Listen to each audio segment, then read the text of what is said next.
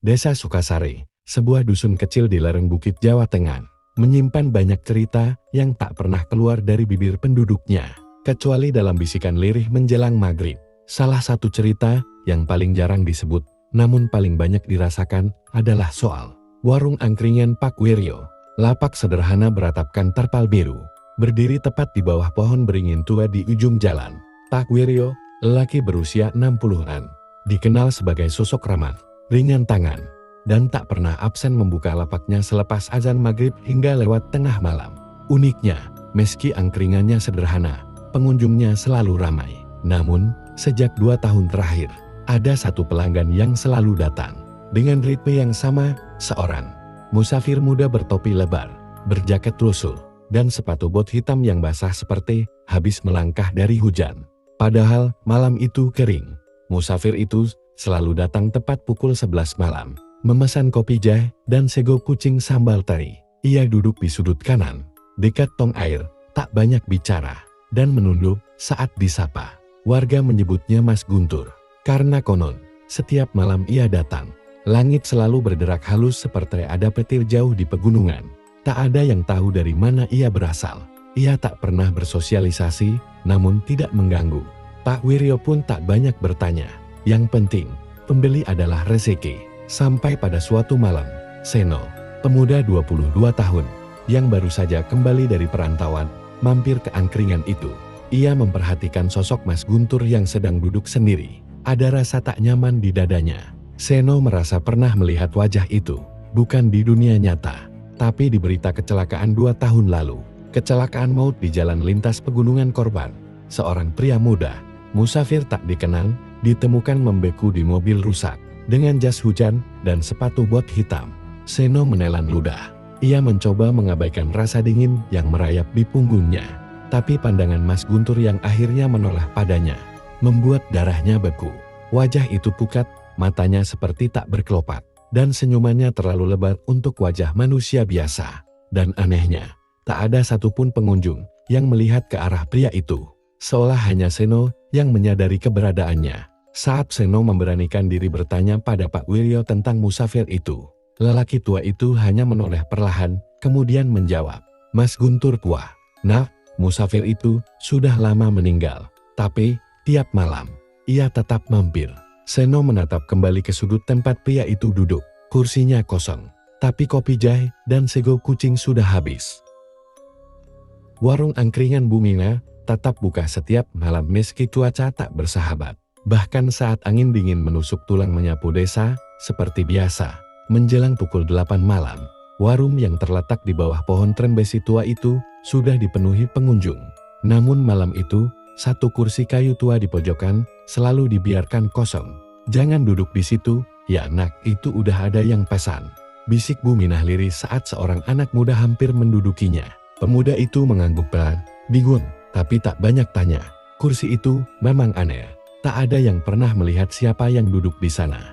Tapi setiap malam, satu gelas teh, panas dan sepiring nasi kucing, diletakkan di atas meja kecil dekat kursi itu. Tak pernah tersisa, tak pernah dingin. Warga setempat menyebutnya kursi Rohmat. Rohmat adalah pelanggan tetap angkringan Bumina. Sopan, pendiam, dan selalu datang tepat waktu. Ia tewas dalam kecelakaan tragis sebulan yang lalu saat motor turnya tergelincir di tikungan curam tak jauh dari rel kereta. Saat jenazahnya ditemukan, hanya jas hujan yang tersisa menempel di tubuhnya. Wajahnya nyaris tak dikenali. Tapi seminggu setelah pemakaman, Bumina tetap menyajikan pesanannya. Dan anehnya, makanan itu selalu habis. Tak basi, tak disentuh siapapun. Orang-orang menganggap itu hanya kebiasaan Bumina yang belum rela kehilangan pelanggan setianya. Tapi Raka, keponakan Buminah yang datang dari Jakarta, merasa ada yang janggal. Ia mulai memperhatikan malam demi malam di antara keramaian warung. Kadang-kadang ia merasa melihat seseorang duduk di kursi itu. Sosok sama, mengenakan jas hujan robek, kepalanya tertunduk. Ia tak bicara, hanya menatap nasi di depannya. Pada suatu malam, Raka nekat menyapa, "Mas Rohmat." Suasana mendadak sunyi, bahkan jangkrik pun tak bersuara. Tak ada yang menoleh. Tapi kursi itu kosong, piringnya kosong, gelasnya kosong, tapi uap teh masih mengapul. Malam itu, Raka memutuskan mencari tahu kebenarannya. Ia menggali cerita lama tentang kecelakaan Rohmat. Namun semakin dalam ia mencari, semakin banyak kejanggalan muncul. Ternyata, mayat Rohmat dikubur tanpa kepastian identitas karena wajahnya rusak parah. Dan satu fakta mencengangkan baru ia temukan. Jas hujan robek yang dikenakan sosok itu malam-malam di angkringan. Seharusnya terkubur bersama jasad Rohmat. Angin malam menyapu halaman rumah Bu Narti dengan dingin yang tidak biasa. Sejak kedatangan musafir aneh itu beberapa malam lalu, suasana di kampung Sumberjati berubah perlahan. Seperti ada bayangan yang terus membuntuti langkah-langkah malam. Mengikuti dari balik gelapnya pepohonan dan sunyinya jalanan desa. Di episode sebelumnya, Tio dan Lastri mencoba menyelidiki keberadaan musafir misterius yang setiap malam datang ke angkringan tanpa suara, memesan kopi, dan duduk diam hingga dini hari. Namun tidak ada jejak langkah, tak ada suara motor, dan lebih anehnya penduduk setempat mengaku tak pernah melihat siapapun kecuali mereka berdua dan Bu Narti. Malam itu, Tio duduk di angkringan lebih awal dari biasanya. Ia membawa kamera saku miliknya. Niatnya sederhana, memotret sosok musafir itu dan membuktikan bahwa dirinya tidak berhalusinasi. Bu Narti menyalakan lampu petromak. Wajahnya sedikit pucat dan murung. Saat Tio menatapnya lekat, ia bertanya pelan, "Jenengan pernah kenal musafir itu sebelumnya?" Bu Narti diam lama, lalu bibirnya bergetar, suaranya lirih. "Anakku dulu sering duduk di tempat itu, persis setiap malam sebelum berangkat merantau. Dia suka kopi hitam, panas." Tio menelan ludah. Anak Bu Narti. Perempuan tua itu menatap ke arah kursi kosong di ujung lapak, lalu memejamkan mata. "Namanya Farel. 2 tahun lalu dia meninggal. Kecelakaan waktu pulang dari Jakarta." Tio tercekat. Kepalanya seperti dihantam palu. Lastri yang baru datang membawa 2 gelas teh. Hampir menjatuhkannya saat mendengar nama itu. "Kita lihat sendiri, Bu, ada orang duduk di situ. Tiap malam," ujar Lastri. Nadanya gemetar. Bu Narti hanya tersenyum tipis. Mungkin dia belum selesai. Masih rindu angkringan ini. Rindu rumahnya. Malam itu, musafir kembali datang. Tapi tidak sendiri. Kali ini ada yang berbeda. Saat Tio mengarahkan kameranya, layar LCD tiba-tiba mati. Seperti disedot bayangan gelap dari arah kursi tempat si musafir biasa duduk. Lastri berpegangan pada lengan Tio. Dia menoleh, "Tio." Dan memang benar. Untuk pertama kalinya, sosok itu menoleh. Wajahnya terlihat jelas, meskipun samar. Matanya kosong, dalam, seolah memandang dunia yang berbeda. Di dada jaket lusuhnya, terlihat jelas sebuah pin kecil bertuliskan nama, Farel Nartadi. Tio mundur 1 langkah. Tangannya bergetar hebat. Kamera di tangan jatuh ke tanah. Lensanya pecah. Bu Narti tak berkata apa-apa. Tapi air mata jatuh mengalir di pipinya. Ia mendekat ke kursi kosong itu dan berkata dengan lirih, "Nah, kalau memang kamu masih di sini, Ibu maafkan. Tapi kamu harus tenang. Pulanglah dengan damai." Angin mendadak berhenti. Daun-daun yang tadi berderak mendadak diam. Dan sosok itu perlahan memudar. Dudukannya kosong. Tapi Tio dan Lastri masih berdiri membeku. Karena dari kejauhan, dari arah belakang angkringan, terdengar suara langkah. Kaki lain berat, menyeret, seperti ada yang datang bukan untuk mampir, tapi untuk menjemput. Warung Bu Lastri semakin ramai, namun juga semakin menyeramkan. Pengunjung-pengunjung malam datang silih berganti, namun tak semuanya terlihat wajar. Warga desa Karangjati mulai membicarakan hal-hal aneh yang mereka alami setelah menyantap nasi kucing dari angkringan. Tersebut mimpi buruk, bayangan di pojok kamar, dan suara-suara seperti bisikan dari dalam tembok.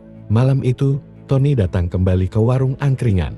Ia sudah 2 malam berturut-turut mengamati dari kejauhan, mencoba mencari penjelasan logis atas peristiwa yang membuat bulu kuduknya merinding saat menyantap nasi goreng di sana. Tetapi malam ini, rasa ingin tahunya melebihi rasa takut. "Bu Lastri," sapanya pelan saat duduk. "Saya mau pesan nasi kucing dan wedang jahe." Bu Lastri menyambut dengan senyuman seperti biasa, tapi mata tuanya seperti tak berkedip. Tangan tuanya terampil menyiapkan nasi dalam pincuk daun pisang. Ia menghidangkan makanan itu dengan hati-hati, lalu duduk kembali di bangkunya, memperhatikan Tony makan. Tony berusaha tetap tenang, meskipun setiap suapan membuat tenggorokannya seperti dicekik rasa dingin.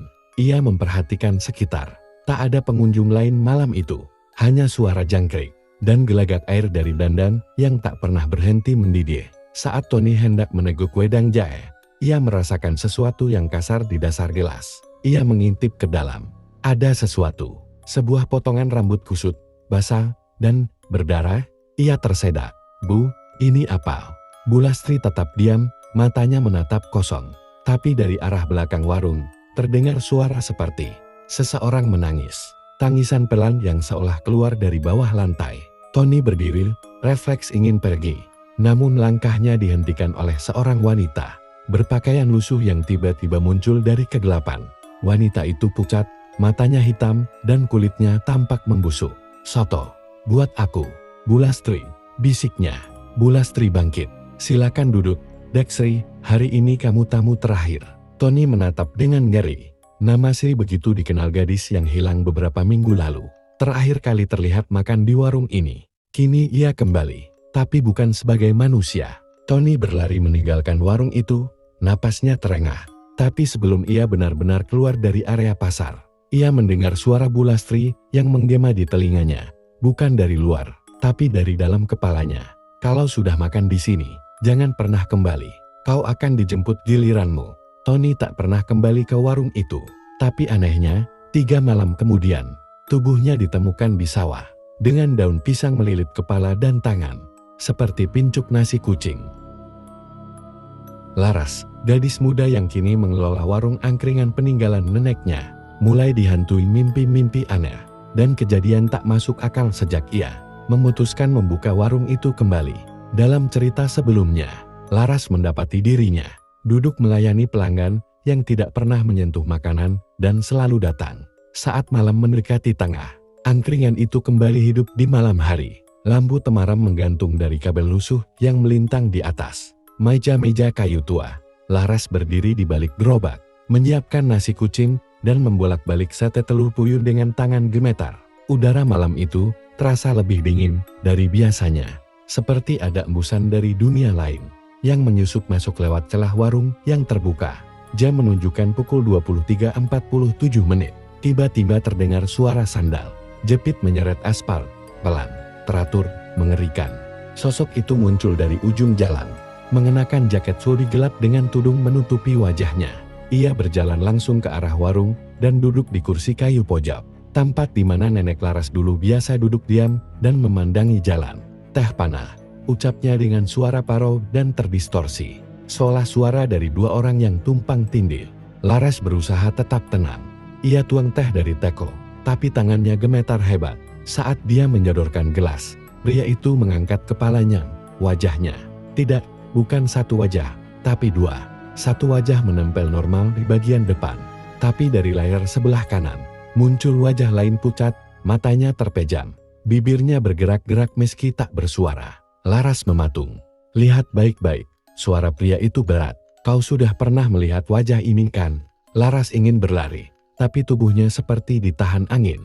Pria itu mengambil teh, menyeruput dengan lambat, dan kedua wajah itu yang satu menyesap, yang satu menangis darah. "Dia datang setiap malam sejak kau buka kembali warung ini," kata suara di dalam kepalanya, bukan dari pria itu, tapi seperti dari wajah kedua itu sendiri. Laras kabur masuk ke rumah belakang, mengambil foto-foto lama milik neneknya. Dan di sana, dalam satu foto tua tahun 1981, ia melihat sosok pria dengan 2 wajah, duduk di kursi yang sama, dengan latar belakang angkringan yang tak berubah sedikit pun. Tulisan di belakang foto, "Pelanggan terakhir sebelum aku menutup warung," tertulis oleh tangan neneknya. Malam semakin larut, tapi pria berwajah 2 itu masih duduk di sana, menatap Laras dari kejauhan, dengan satu wajah tersenyum, dan satu wajah menangis. Malam itu, hujan turun lebih deras dari biasanya. Angin membawa aroma tanah basah, bercampur dengan bau gosong yang menyelinap dari arah dapur warung. Seolah hujan bukanlah penghalang, orang-orang tetap datang ke warung yang, anehnya, tak pernah tutup. Tidak ada yang tahu siapa yang kini benar-benar mengelolanya. Bayi, si jurnalis muda yang sejak awal merasa ada yang janggal, kembali datang malam itu dengan perasaan tak enak. Kali ini ia membawa kamera tersembunyi dan alat perekam suara. Di bangku pojok dekat dinding bambu yang lapuk, ia duduk, menyendiri, Memesan seperti biasa, 1 piring nasi uduk, Bu. Sama sambal ati ya. Tidak ada suara sahutan. Tapi seperti biasa, tak lama kemudian, piring nasi hangat lengkap dengan sambal ati dan kerupuk sudah tersaji di mejanya. Pelayan tak pernah terlihat. Selalu seperti itu sejak Bu Sarti dikabarkan meninggal setahun lalu dan tetap berjualan. Tanpa seorang pun tahu siapa yang berada di balik dapur. Malam itu, Bayu nekat menyelinap ke area dapur, berharap bisa menemukan sesuatu. Ia berjalan perlahan, melintasi lorong sempit di balik tirai plastik yang selalu tertutup. Suara sendok menggesek wajan terdengar jelas, seolah ada yang sedang memasak. Ia menahan napas, mengintip dari balik celah tirai. Kosong, tak ada siapapun di dapur itu. Namun api menyala di bawah wajar, minyak mendidih, dan aroma gorengan menguar. Tiba-tiba, dari sudut ruangan, suara berat perempuan tua terdengar. Nasi uduk, tambah kerupuknya ya nak. Bayu membeku. Suara itu adalah suara Bu Sarti. Ia mengenalnya dari rekaman wawancara beberapa bulan lalu. Sebelum berita kematian Bu Sarti tersebar, ia melangkah masuk. Kamera di dadanya terus merekam. Bu Sarti, panggil Bayu pelan. Tak ada jawaban. Tapi suara langkah kakek di lantai dapur yang basah terdengar semakin dekat. Bayu berbalik, dan tirai plastik bergoyang sendiri. Bayu mengangkat kamera. Lensa menangkap sosok wanita renta berselendang lusuh, berdiri tepat di belakangnya. Wajahnya gelap, matanya kosong.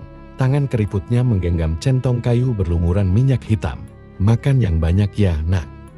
Biar kuat, di sini dingin sekali, kalau lapar. Bayu mundur perlahan.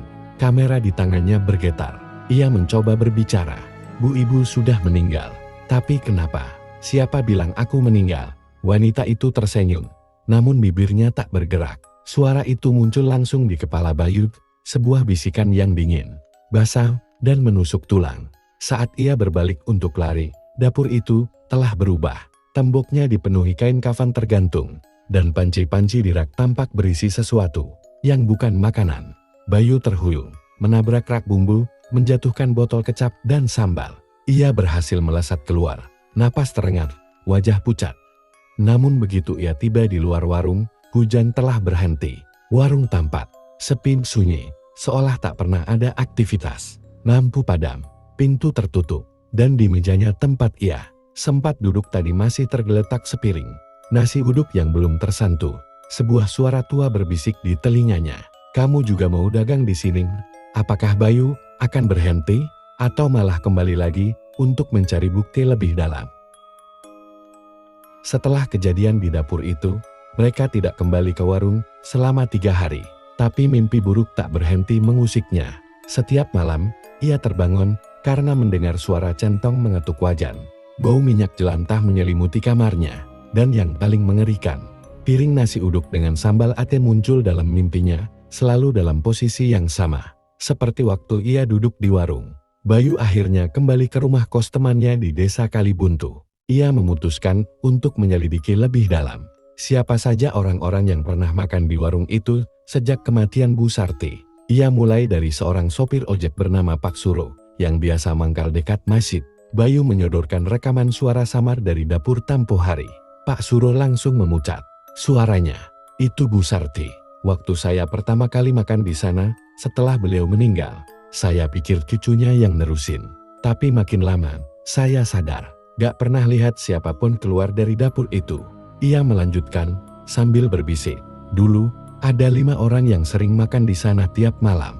Semua pedagang malam, tukang tambal ban, penjual gorengan, buruh pengangkut di pasar lama sekarang, semua hilang.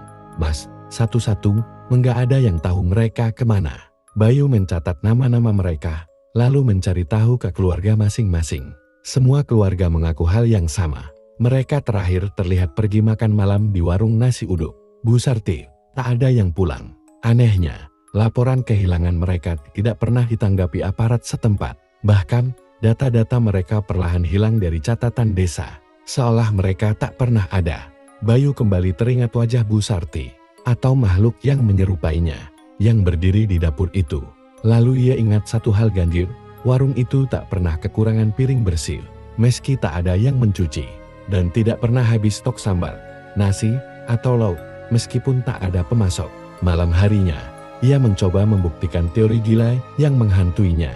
Ia kembali ke warung, tidak untuk makan, tapi untuk mengamati siapa saja yang datang dan pergi. Dari jam 10 malam hingga lewat tengah malam, ia mencatat wajah-wajah pelanggan yang datang. Semua tampak biasa saja, namun satu hal membuat darahnya membeku. Pukul 1.23 dini hari, ia melihat seorang wanita muda duduk sendirian di bangku terdepan. Ia mengenakan jaket biru, rambut dikuncir, dan menatap kosong ke arah meja. Bayu mengenali wajah itu. Itu salah satu orang hilang. Lina, penjual gorengan yang dilaporkan hilang 6 bulan lalu. Ia berdiri, hendak menghampiri. Tapi saat ia memalingkan mata sejenak untuk mengambil ponsel, kursi itu kosong. Tak ada siapapun. Tapi di atas meja, ada piring kosong dan sendok bekas sambal. Dan sebuah amplop kecil. Di atasnya tertulis, "Kamu akan menjadi bagian dari mereka, Bayu." Tangan Bayu gemetar saat membuka amplop itu. Di dalamnya hanya selembar kertas usang bertuliskan nama-nama, termasuk kelima orang hilang tadi. Bu Sarti, dan di baris paling bawah, namanya sendiri, Bayu Anugrah. Bayu kini menyadari, ia sudah terlalu jauh masuk ke pusaran kutukan warung itu. Tapi mundur berarti mengabaikan semua yang ia temukan. Di episode selanjutnya, Bayu nekat masuk ke bagian warung yang tidak pernah dibuka siapapun sejak dulu. Gudang belakang, tempat penyimpanan bahan makanan, atau sesuatu yang lebih kelam? Bayu berdiri di depan pintu kayu kusam di bagian belakang warung. Pintu itu setengah tersembunyi di balik rak berisi kerupuk dan ember kosong. Tak ada yang pernah melihat pintu itu dibuka. Bahkan waktu ia dan Pak Surya dulu makan di sana berkali-kali, mereka tak pernah tahu ada gudang tersembunyi di sana. Papan pintu itu sudah rapuh, namun ketika Bayu menyentuhnya, terasa dingin sekali, dingin seperti batu nisan basah. Ia mencoba mendorong, namun pintunya terkunci dari dalam. Bayu lalu mengeluarkan obeng kecil dari tasnya, hasil curian dari bengkel di dekat kos. Ia congkel engselnya perlahan. Suara berdecit menggema keras di dalam warung yang kini sepi. Pintu terbuka perlahan. Aroma busuk yang menyengat langsung menyambut. Campuran antara darah kering, anyir daging, dan bunga melati. Bunga yang biasanya hanya diletakkan di makam baru. Dengan senter kecil, Bayu melangkah masuk. Gudang itu sempit, tak lebih dari 3 kali 3 meter. Dengan dinding kayu yang sudah berjamur. Di dalamnya, ia menemukan sesuatu yang membuat tenggorokannya tercekat. Ada panci-panci besar berisi cairan hitam pekat, penuh dengan gumpalan-gumpalan aneh. Di dinding tergantung puluhan foto wajah-wajah para pelanggan tatap warung itu. Beberapa disilang dengan spidol merah. Dan di tengah ruangan, berdiri sebuah altar kecil. Altar itu dibalut kain mori putih yang sudah kecoklatan. Di atasnya, ada sebuah boneka berbentuk manusia dari anyaman daun kelapa. Ditancapkan jarum-jarum panjang ke bagian kepala dan dada. Di bawah boneka itu, ada mangkuk berisi nasi uduk, lauk ati ampela, dan sehelai rambut yang terlihat familiar. Bayu mendekat. Di balik altar, ia melihat sebuah lubang tanah kecil, seperti liang kubur mini.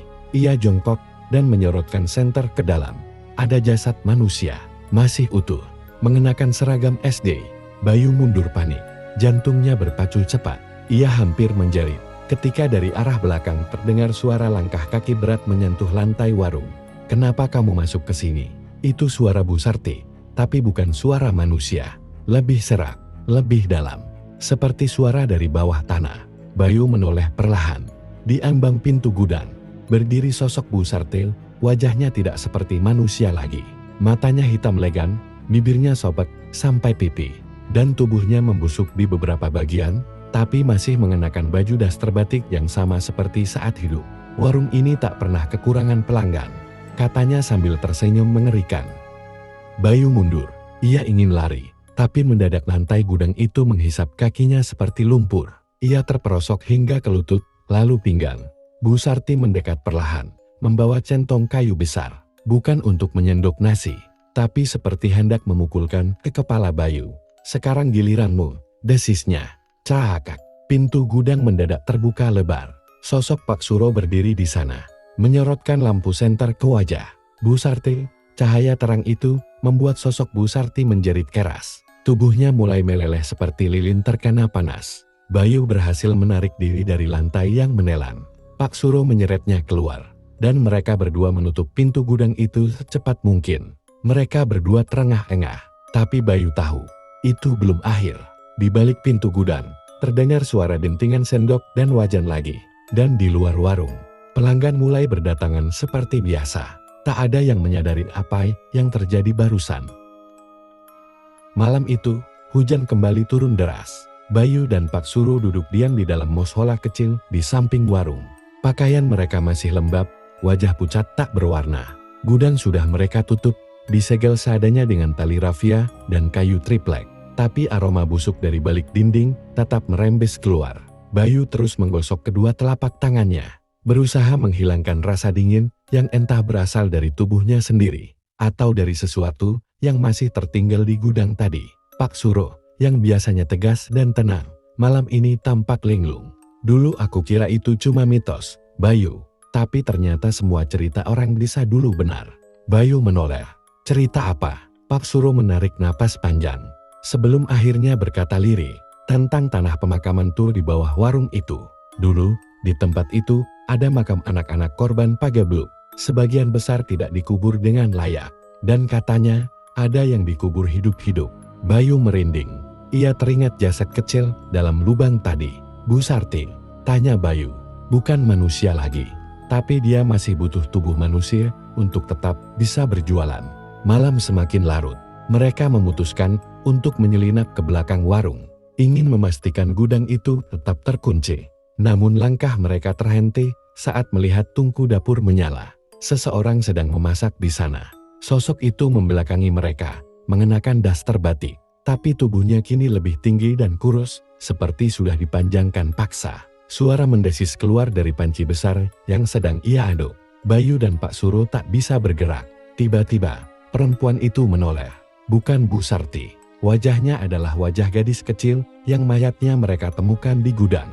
Rambutnya panjang basah, bola matanya kosong, dan kulit wajahnya melepuh seperti meleleh terkena minyak panas. Giliran siapa yang mau makan malam ini? Tanyanya pelan. Bayu mundur perlahan, tapi langkahnya menabrak sesuatu. Ia menoleh. Di belakangnya, meja-meja warung sudah terisi oleh pelanggan. Semuanya diam, wajah pucat, mata putih, tubuh membusuk. Salah satunya adalah Pak Surya. Bayu, suara Pak Surya lirih. Kamu ikut makan juga, ya? Pak Suro menarik Bayu dan mereka berlari keluar, terengah-engah di tengah hujan. Tapi warung itu tetap menyala. Tungku dapur terus mengepul. Dan saat pagi datang, warga desa masih melihat warung nasi uduk itu tetap buka seperti biasa. Seolah tak ada yang berubah. Hanya satu hal yang berbeda. Rasanya lebih gurih dari biasanya. Dan orang-orang yang makan di sana mulai mimpi buruk tentang dikubur hidup-hidup. Pagi menyapa desa dengan langit kelabu. Hujan semalam menyisakan genangan dan kabut tipis yang menyelimuti jalanan. Warung Bu Sarti masih buka. Panci-panci tetap mengepul. Meja-meja tetap tertata rapi. Seolah malam mengerikan itu tak pernah terjadi. Bayu dan Pak Suro memutuskan untuk mengadu ke kepala dusun. Pak Parto, meskipun mereka tahu cerita mereka terdengar mustahil, tapi tak ada pilihan lain. Jadi maksudmu, Bu Sarti sudah mati, tapi warungnya tetap buka. Dan kau lihat gadis kecil yang dimasak. Pak Parto menatap mereka lekat-lekat. Bayu hanya mengangguk, wajahnya tegang. Pak Suro tak bicara sama sekali, hanya menatap lantai.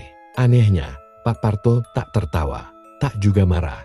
Ia justru menatap ke arah jendela, ke arah warung yang dari kejauhan masih bisa terlihat kepulan asapnya.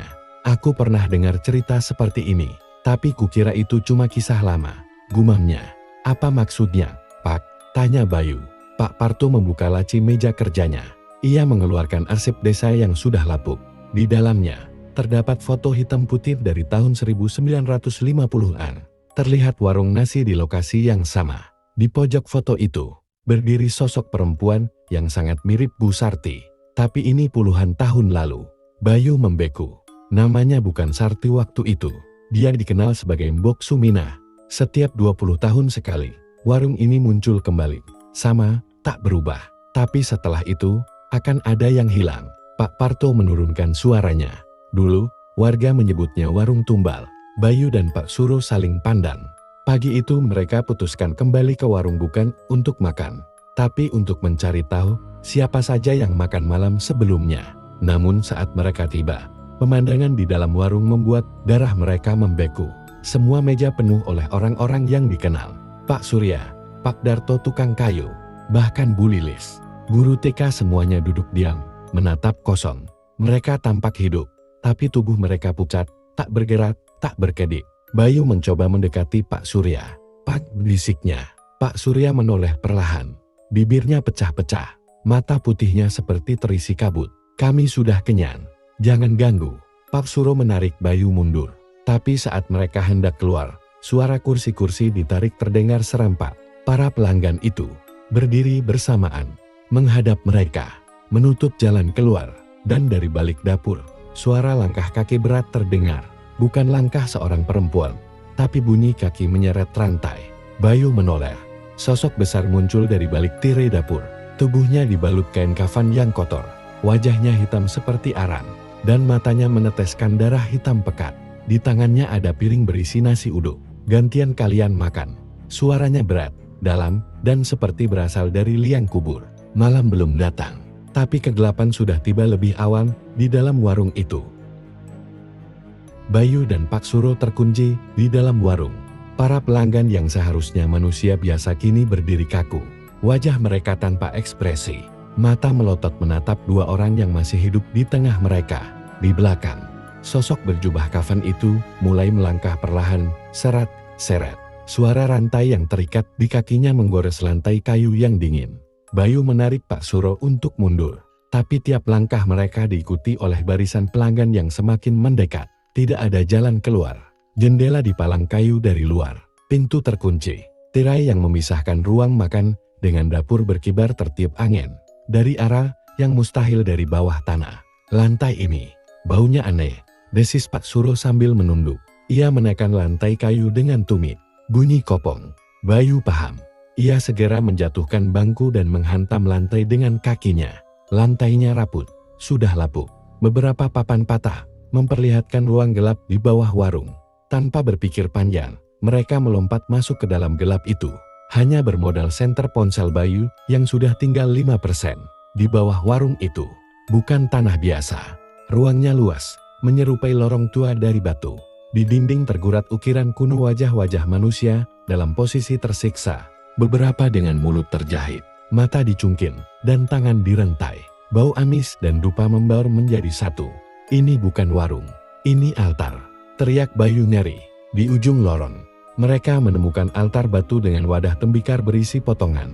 Tubuh yang sudah mengering bukan tulang, tapi daging manusia yang dikeringkan dan dibungkus daun pisang. Di atasnya, nama-nama ditulis dengan darah, Lilis, Darto, Surya. Pak Suro menggigil. Itu nama-nama pelanggan yang mereka lihat di atas. Semua nama itu sudah menjadi hidangan yang disimpan di sini.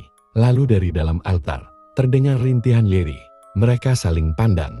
Bayu membuka tutup tembikar terbesar. Di dalamnya, seorang perempuan, tubuhnya masih bernapas, tapi bibir dan matanya dijahit rapi. Ia merintih, mencoba menggerakkan tangannya. Itu Bu Sarti, bisik Pak Suro. Tiba-tiba lantai lorong bergetar. Di belakang mereka, suara langkah rantai kembali terdengar. Tapi kini, tak hanya 1, 3, 4. Bahkan 5 suara sekaligus.